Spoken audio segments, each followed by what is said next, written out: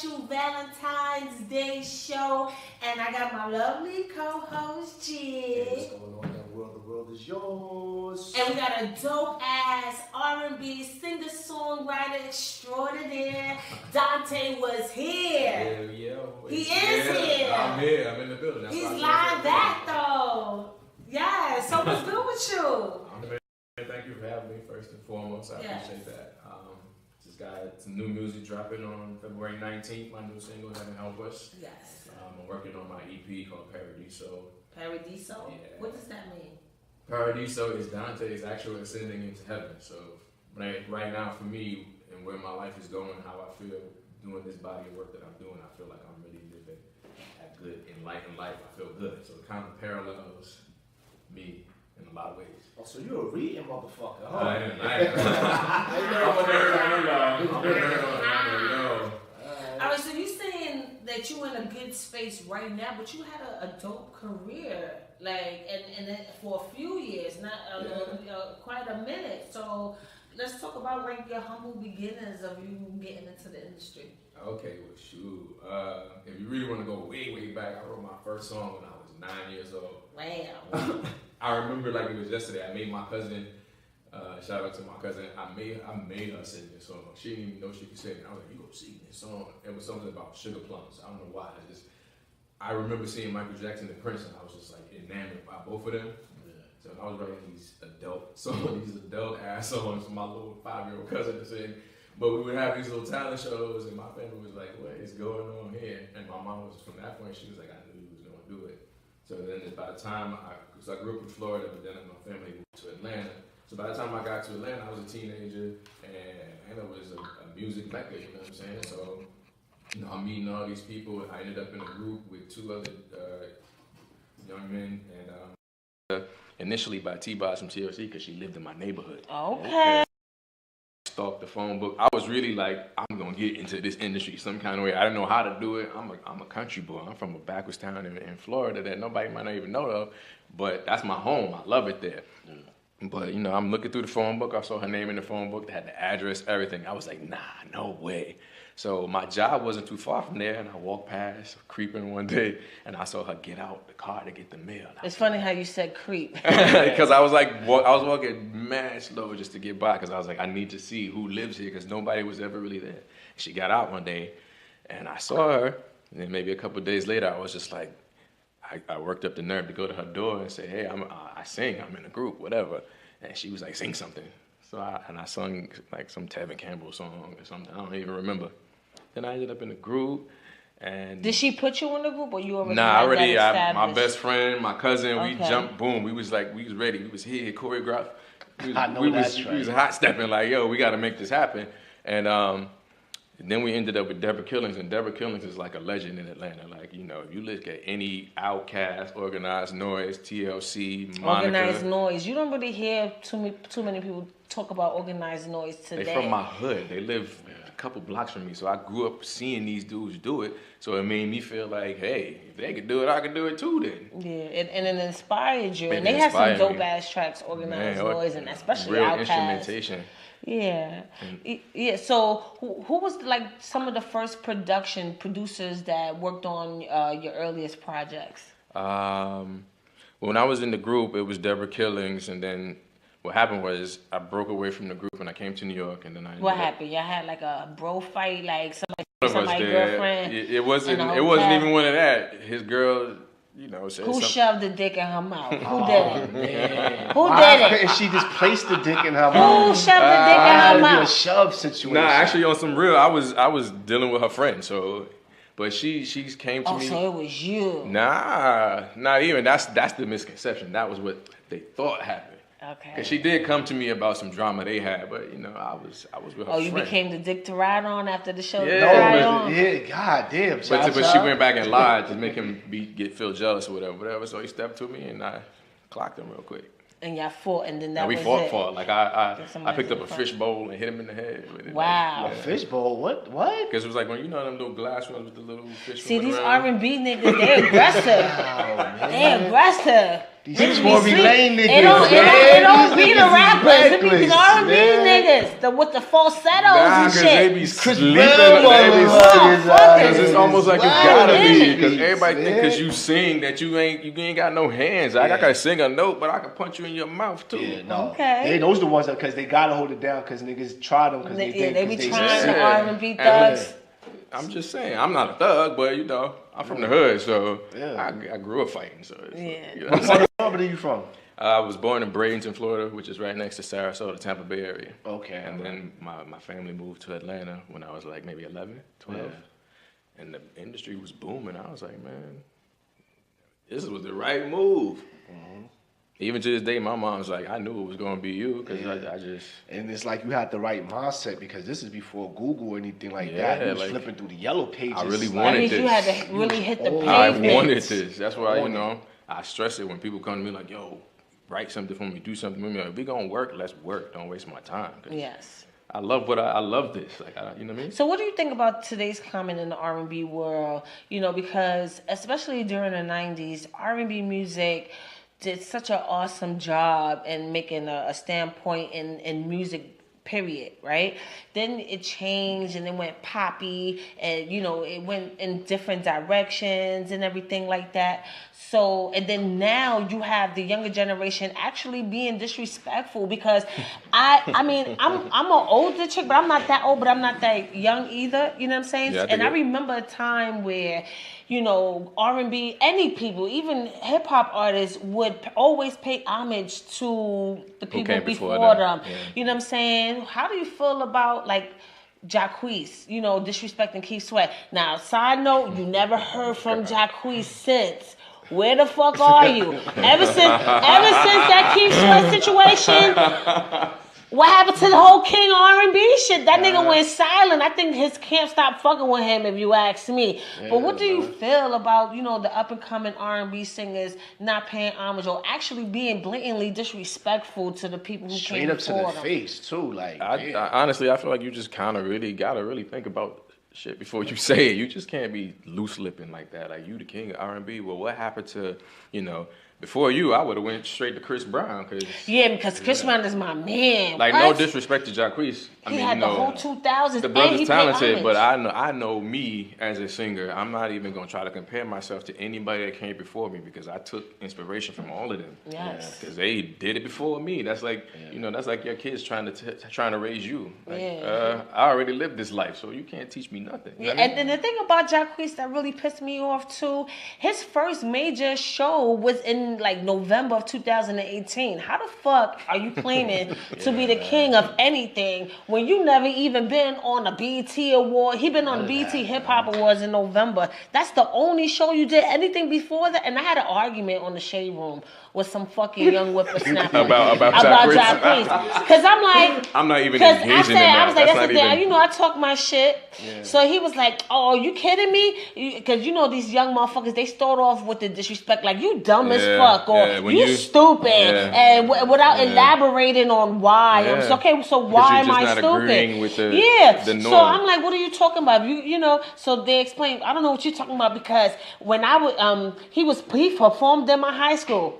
I'm like, see what I'm saying? This is dumb shit. Stay in your fucking place because the grown folks are talking, first of all. All right? Wow. Nobody's talking about high school talent shows and shit. We talk about major stage arenas. Major stage. You know what I'm saying? He only hit a major stage in November of 2018. Then you parading your ass around talking about you the king of R&B. Staying on your You didn't earn that. And then you out here disrespecting Keith Sweat. Like, who does that? Make it last? But he know who to do it to. He went and did it to no Bobby Brown. Bobby Brown would have duffed that nigga out. He would have got stomped out. If it was Bobby Brown back in those days, what? He would have got stomped. If he would have did it in the Jodeci era, they would have probably stomped him out. Like, come on. KC, JoJo. Oh, yeah. JoJo and KC was wild boys. Jodeci. I forgot about Jodeci. Yeah, See, I came in the game when in the middle of, it was the early 2000s at first. You know what I'm saying? So for me, I had the Jodeci, I had the Drew Hill, I had, it was 112, it was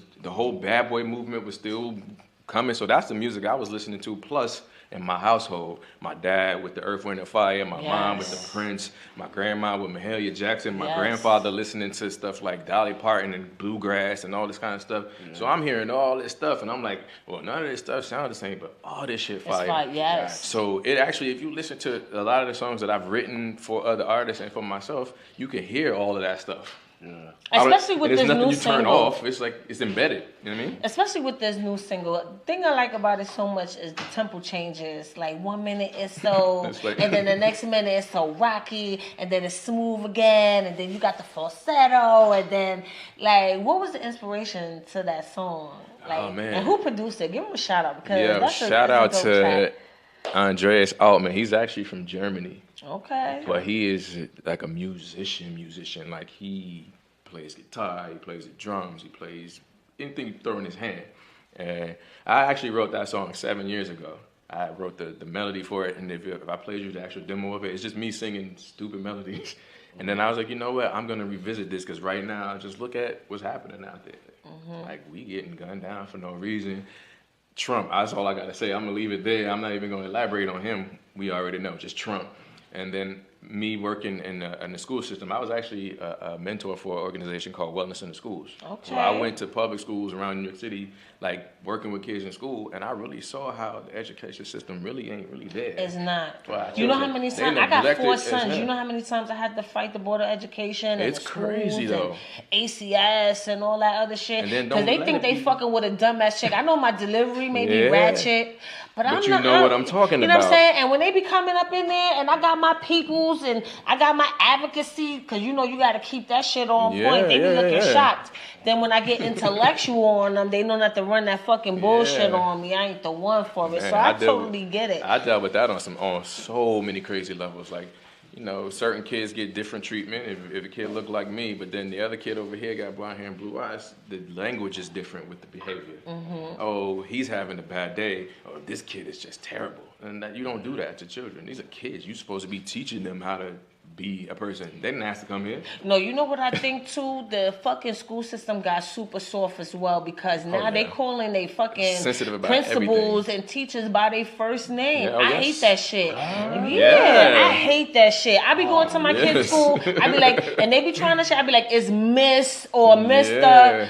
I was like, if they call you by anything else, give me a fucking call. I know they're not gonna call me because they soft as shit. But I'm like, who the fuck? Had to been some soft ass kid that grew up and was mad at the fucking world and tried to change the game on that. Now there's no fucking respect, and I think that rolls over into life in general. That's why you got the Jaquees. If you take, that's why you got these motherfuckers out here thinking they can talk to you however. Like, who the fuck you talking to? Because you're not in school. Let me get my belt because matter of fact, I'm Spanish. Let me get my chancleta. You're not fucking talking to me. Throw that across the room. And my aim is impeccable. You're not. We're not doing that. Nah. I still give out ass whippings. So you throwing one chancleta and you hitting them with the other? Yeah. That's that Dominican chancleta. That's like a boomerang. I don't play. So you was talking about Germany and all of that, but you toured Japan. Is that correct? I actually lived there for a little bit. Right? It's a whole different world over there. Like going there changed my whole. You ate crickets and all of that? Nah, I don't. Nah, I don't think that's Japan. That's everywhere. I believe they be eating fucking. You know how you get eggs? They be getting eggs halfway hatched. Like the motherfuckers still be in there with a little bit of fur. Well, I know they actually. And they take I never it back. saw that. I seen that shit. Watching them eat the actual octopus and the shit still moving. That shit threw me off. But real live calamari? Not like they pour like something on it and the shit moves. Soy sauce, okay? No, it's not soy sauce. They put soy sauce on the shit. But you know what's crazy? The food over there is so different than what we got here. What we got here is made up by Americans. That food over there. You've been over there to Bangkok and all that? I've never been to Bangkok. Good answer. Good answer, because I heard that is like crazy. I haven't been there. Word. Where have I been? I've been to London, I've been to Amsterdam, the Netherlands, Japan, and then all over the Caribbean. That's like vacation shit. But Japan though itself, like one area you be in like 1400s. Yeah. When the next area you in fucking 2035. Wow. It's like really like that. Like the place I was living in, you could like press a button in the kitchen to run your bath water. Wow. With the temperature and all that. I need that. And then the shit would bing, bing, and it'll say whatever it was saying in Japanese just to let you know your bath is ready. It was. And that's just normal shit over there. Yep, keyless entry. You had to just swipe the little thing to walk in the door. But swipe most people what? don't. Wait a minute, swipe what thing? It's like a little metal thing, and you just swipe it on the door. You don't have keys. Not like a key. Well, I didn't have a key. You swipe the shit, and it was like. But most people didn't even lock their doors. I walked in some people's apartment like mad times because I'm not from here. They all look the same. Yeah. The doors and shit. That's my story. Walking in the door, like every door was the same, and my door didn't have a number on it. So I'm just trying to guess. I think it's this one, and I just walked into somebody's shit. They really advanced with high tech and technology and shit like that. I need to pay a visit to Japan. Hopefully, I'm able to. I'm blessed enough to in my lifetime. You will. Yeah. So we always ask this question usually with rappers, but since you are R&B singer, ooh yeah, let's get to who is your top 5 dead or alive R&B singers. Now I know you already said Michael Jackson and Prince, but we got a Mount Rushmore hip hop, so I'm gonna make that a part of the Mount Rushmore of R&B. You can't say those two. So currently. So it could be any. Yeah, any. It could even be unsigned motherfuckers who nobody know about. Shit, top 5. That's hard because. Vocally, Donnie Hathaway. Yes. Okay. I mean. Yeah. Need I say more? Just put some headphones on and throw it and just let it take you somewhere. You think he was like an early case of like mental illness and stuff absolutely. like that? Absolutely. Mental illness in the urban communities is taboo. You can't talk about that. Especially for black men, Latino men. You're not even really supposed to show feelings. Don't be soft. I kind of do that with my sons when they be whining and shit. I'm like, don't you got a dick though? Like, what are you doing? Suck that shit up. Mama, no. I gotta stop that. I'm gonna try my best to stop that 2019. Nah, keep it up. It's a cold world. It is. I'm not saying be soft on them, but have a safe space for them so if they're having struggles to be able to come and talk to you about it. No, that's the thing. I want them to talk to me. That whiny shit, that shit. Like it makes the hair stand up on my body. Like, stop it. Talk. Use your words. Like you talk regular. You training them for the next female that they're going to have in their life. And don't nobody want no whiny ass man. No, I get that. All right. Absolutely. You do keep doing that. Yeah. I'm not saying. I'm talking about like when you're struggling. Like sometimes you may not feel you enough. You're not doing enough, and you ain't got nobody to talk to, and and you might want to cry about it because you're frustrated. Yeah. That is okay. Okay. Because if you're trying to hold it in, it ain't gonna do it but drive you crazy. You're bottling all that in. Yeah. And they go out into the world and they end up wanting to fight or steal or rob somebody. You gotta get that out, man. Okay. So what number 2? Oh man. Shit, this is hard, man, because then I'm gonna be mad I left somebody out. Stevie Wonder. Yes.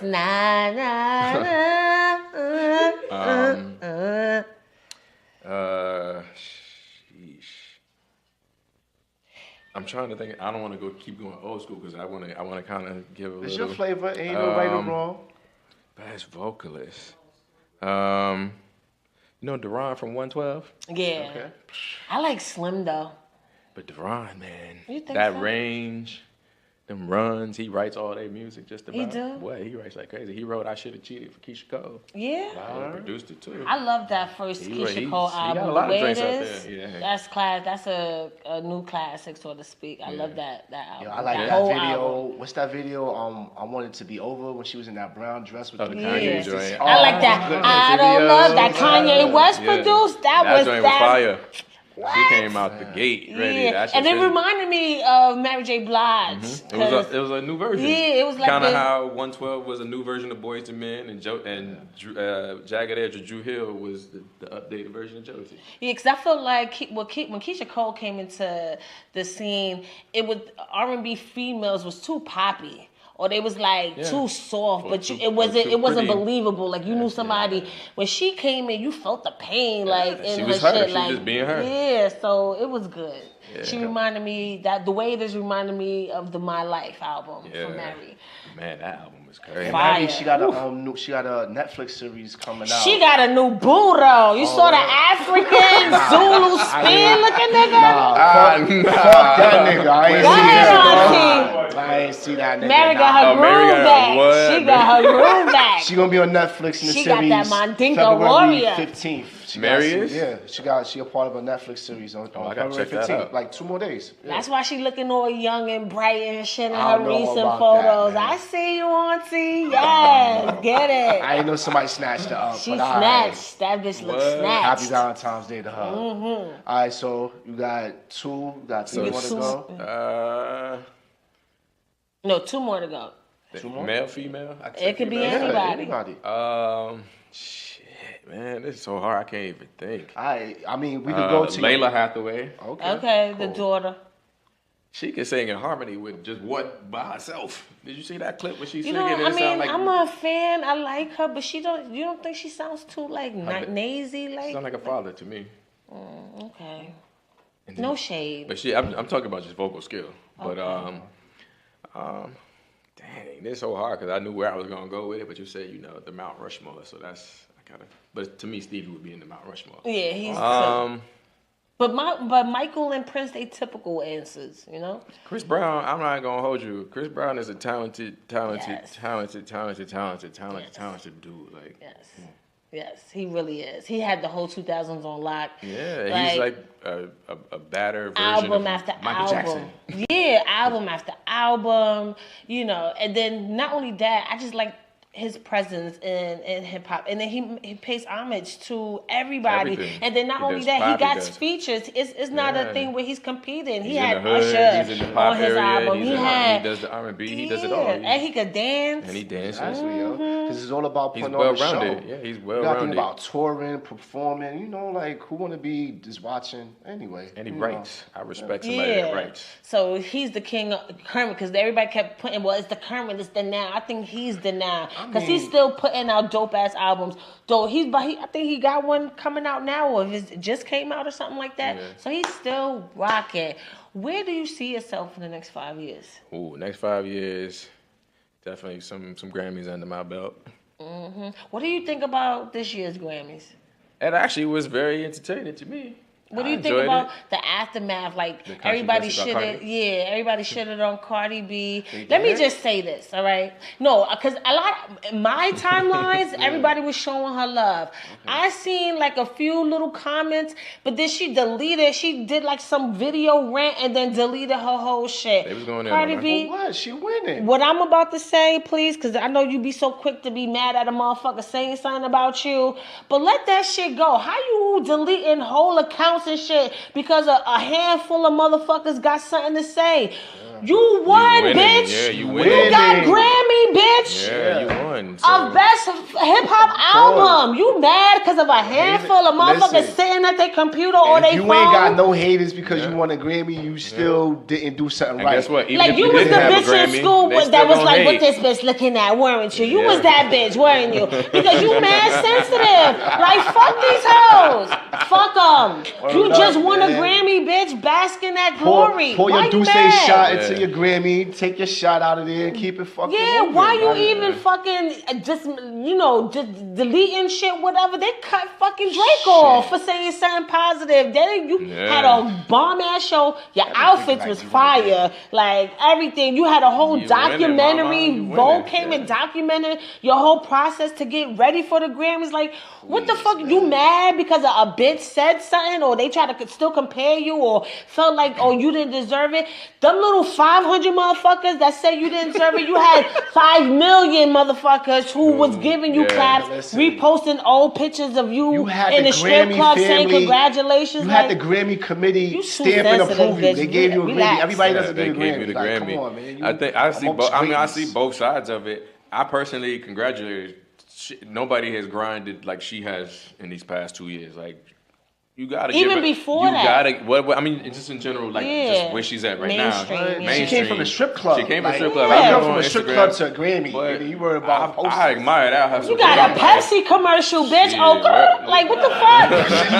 You mad because the 5 motherfuckers said something? I'm mad at that. Like you need to grow the fuck up. Like really, like Don't let that shit. You gotta stop that. Can't be too sensitive. People gonna say something about you, whether you Cardi with a Grammy or Cardi working at McDonald's. They gonna say the same. And it's not just about. And I hate people be like, "Oh, it's this new day and age, bitch." We had tabloids back in our day. You think motherfuckers was slapped on the cover of tabloids and mad shit was talking about it? It wasn't random people. You had industry people talking about you and criticizing you. So relax, bitch. Relax. All right, relax. You gotta relax. You gotta relax. You gotta relax. Yeah. All right. She won. Yeah. So moving forward, is there anything? Cause we're about to wrap up. Okay. Cause we have another dope ass interview, and I do want to get to your song. Okay. Yes. So, is there anything you would like to tell the up and coming R&B artists out there who really want to get in the industry? Oh man, you just gotta show up and be where those people are at. Cause you ain't gonna get in if you ain't where they at. You really just gotta show up and just keep going and going and going. You're gonna get a lot of no's. Can I put you on the spot though? Yeah, go ahead. Because it's Valentine's Day. Oh, man. Can I get a ooh yeah? Ooh yeah. Wait, can I? No, not that quick. Wait, relax. All right. You said do it. She said quick. I know what I said. I know what I said because I said it. Man. But I want, can you sing a little something for the lonely ladies out there with dry pussies? Let's go. What you want me to sing? Anything you want. What about some Jagged Edge? Do it. Valentine's Day. Yes, and I love Jagged Edge too. You should have said them motherfuckers too. They do. No, I would definitely would have said them. Okay. Don't wanna make a scene. I really don't care if people stare at us. Sometimes I think I'm dreaming. I pinch myself just to see if I'm awake or not. Ooh, is it real what I feel? Could it be you and me till the end of time? Ooh, yeah. Ooh, yeah. Yes, that's what I'm talking about. Every time I think about Valentine's Day, that song just pops in my mind. I have no idea why. Yeah, that's a dope ass classic ass song too. Shout out to Jagged Edge and everything. I love Atlanta, man. They need an R&B concert. They do. All of them, I'll go. I definitely will. I know tons of folks that'll go. You know how motherfuckers be with the whole Jaquees thing? You think they should have had like a sing-off right battle? After, yeah. Like a ooh yeah battle? That would have been fire. That would have been fire. That would have been super fire. I would pay Whoever for could put that together, ooh yeah battle. Oh, ooh yeah battle. Oh, we should do that. Yeah. Live at ooh yeah. Don't take my shit. You heard it first. You already said it. You already said it. You already said it. And I think that'll really bring R&B at its full force back, because motherfuckers got shit to prove then when there's a competition, a friendly competition. You know, still sharp and still. See who get the most panties thrown on the stage. You know what I'm saying? And mine's going up there first. I put motherfuckers on their forehead. Don't play with me. Yes. So we're about to go. Can you and we're gonna get into your song. Can you please introduce your track? All right, this song is called Heaven Help Us. You know, I'm trying to take y'all on a journey. Just listen. You know, I'm giving a message, but you could ride out to it too. Yes. So here we go, yeah. Are we ready, Selecta? Selecta, calm down. We ready? Yeah. Yeah, and let's get it. We be right back, y'all. Right back. What now? Where do we run? Raise up your hand, yet you've died by the gun. How can we save our sons? We've searched for solutions, arriving at none. But they always say you live in the land of the free, you are safe. I'm praying for their souls. Destruction's arising, no damage control. Heaven help us all. They're abusing the use of the system. Heaven help us all. What do we do if we lose all our children? What now? It's all insane. Commander-in-chief for a whore for the fame. Oh, how the fuck can you say what's always been broken will be great again? But all they claim, and all that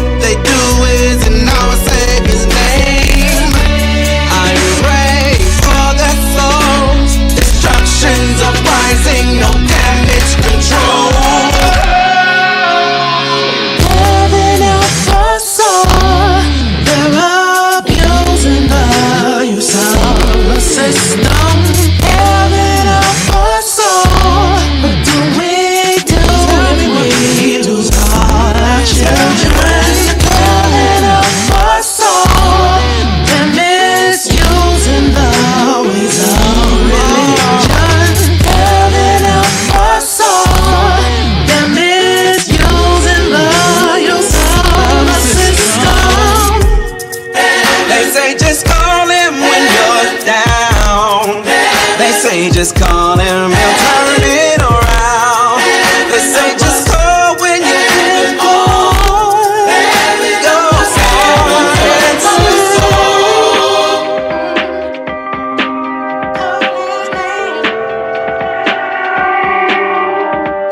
Heaven help us all. They're abusing the use of the system. Heaven help us all. What do we do if we lose all our children?